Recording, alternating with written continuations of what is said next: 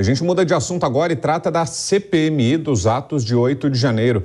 O presidente da comissão, Arthur Maia, foi prensado contra a parede. De um lado, o ministro André Mendonça, do STF. De outro, o senador Isalci Lucas. Assunto para o repórter Bruno Pinheiro.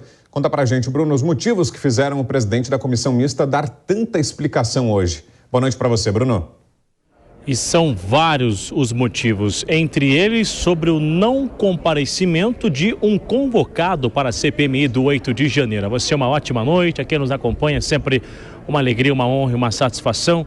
Vamos lá, Vitor, entender mais um episódio da CPMI do 8 de janeiro que aprovou a convocação de um assessor do ex-presidente Jair Messias Bolsonaro e, diante disso, ele recorreu ao STF, assim como outros também receberam uma resposta que era necessário o comparecimento. Na última semana, nós assistimos aqui que durante um sorteio na roleta ficou por conta do ministro Nunes Marques responder se a ex-secretária que estava ligada diretamente à segurança pública do Distrito Federal iria comparecer ou não. O ministro entendeu que não era necessário ela comparecer. E agora se repetiu a história. O ministro André Mendonça entendeu que não era necessário o assessor do ex-presidente comparecer nesta oitiva. E se ele comparecesse, tinha o direito de ficar em silêncio. Ao ler este entendimento da Suprema Corte,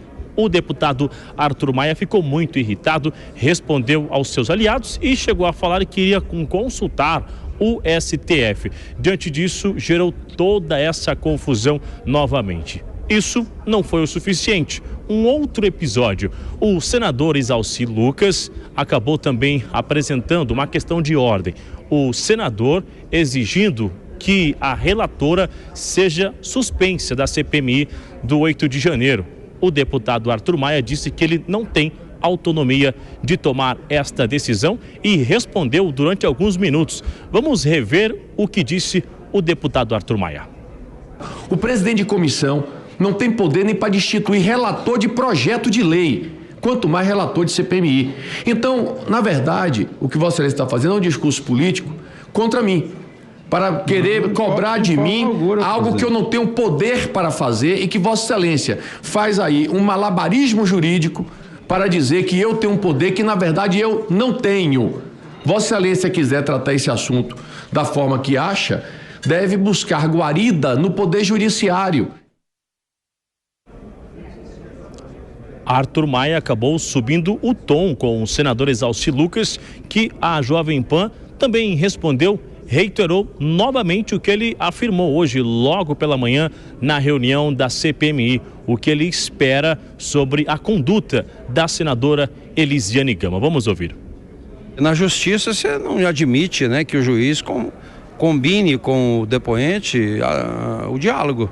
É o que aconteceu aqui. Não tem sentido você mandar para o depoente as perguntas e respostas, como se estivesse treinando ali uma colinha para ver o que queria responder. É inadmissível, né, numa CPMI, num instrumento tão importante para o Congresso Nacional, não acontecer nada. Eu já vou explicar quem está chegando agora aqui no Jornal Jovem Pan e não está entendendo o que está acontecendo. Vitor, essa história iniciou nas primeiras horas do dia, na CPMI do 8 de janeiro, justamente quando o senador Isalci apresentou uma questão de ordem e a quem nos acompanha através de áudio e vídeo, vamos ver essas imagens. São várias conversas que foram retiradas do aparelho celular do ex-ministro chefe do GSI, G. Dias. Entre várias conversas, um documento longo, na verdade, essa conversa do G. Dias com o seu filho. Ele acaba perguntando se é o chefe.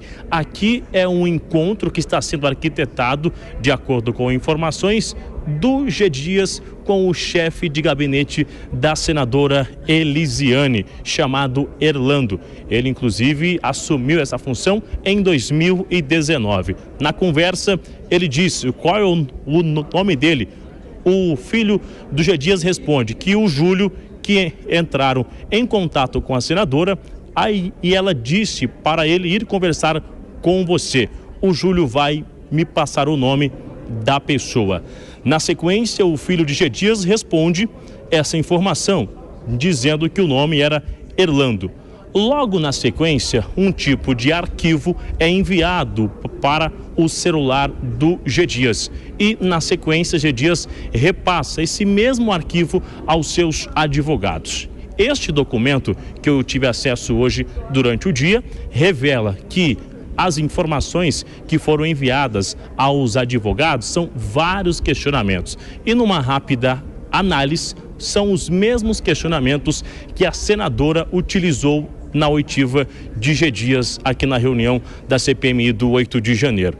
Isso, segundo a oposição, aconteceu no dia 29, cerca de 48 horas antes de G. Dias vir até a CPMI. No olhar do senador Isalci, ficou claro que esse tipo de oitiva, que o questionamento foi arquitetado entre G. Dias, o chefe de gabinete e a senadora Elisiane.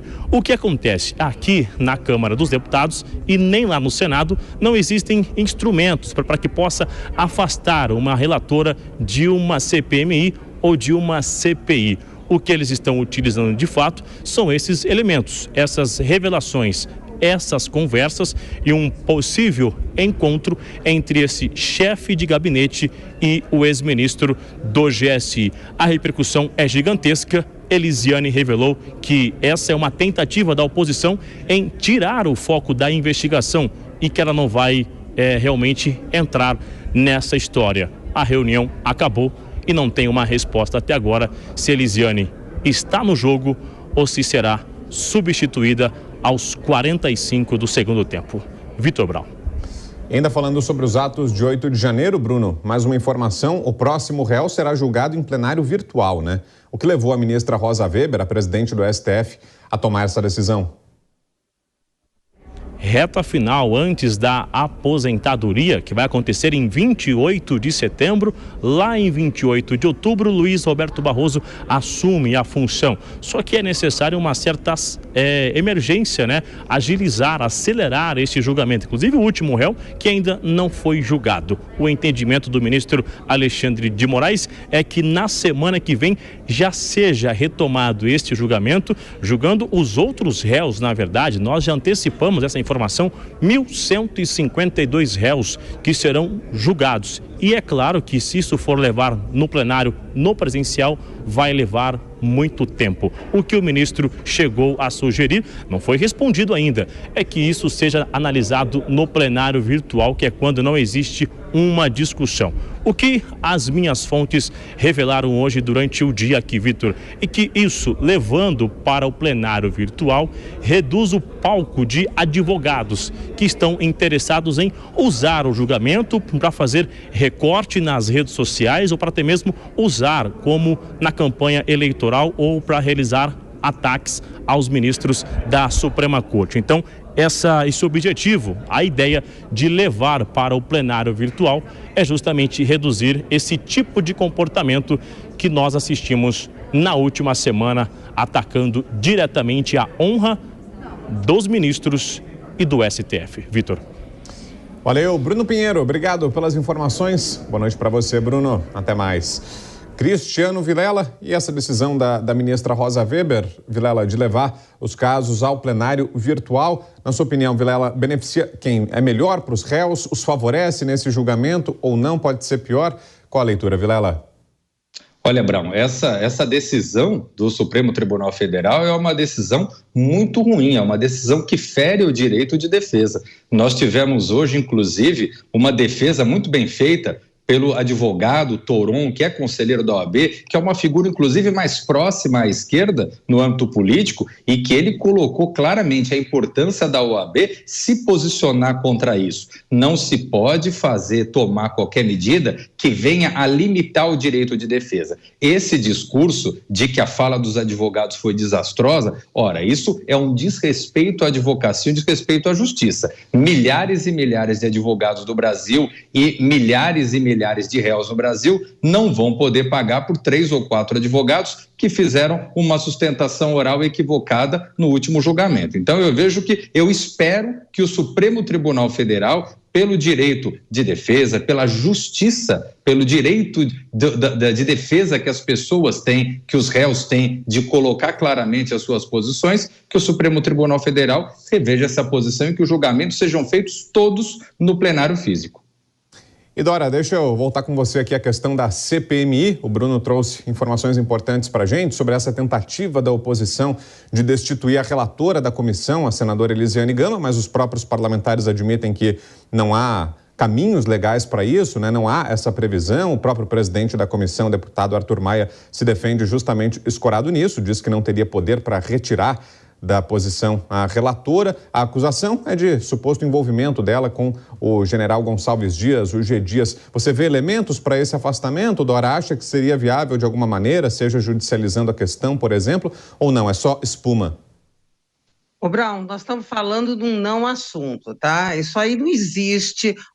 Ela foi eleita, ela foi escolhida relatora. O próprio presidente já disse, não há elementos. Então, é só uma tentativa, mais uma. Cada hora aparece uma novidade, uma novidadice, um factoide nessa CPMI. Já teve aquela história de da CPMI fazer acordo de delação premiada, aí teve a história da cariação do Mauro Cid com o ex-presidente Jair Bolsonaro, não deu em nada. E aí vem essa iniciativa de vamos destituir a relatora para fazer espuma, barulho que não leva a coisa nenhuma, é uma super perda de tempo e, sobretudo, uma desinformação as pessoas, a população, como se fosse uma coisa importante, e é nada, vezes nada. No momento em que o presidente diz não tenho como destituir, assunto encerrado, não tem, isso aí não vai para lugar nenhum, é só a CPMI tentando, de todos os lados, tá? Governo e oposição, cada hora é um que faz um gesto, tentando se manter à tona, se afunda cada vez mais.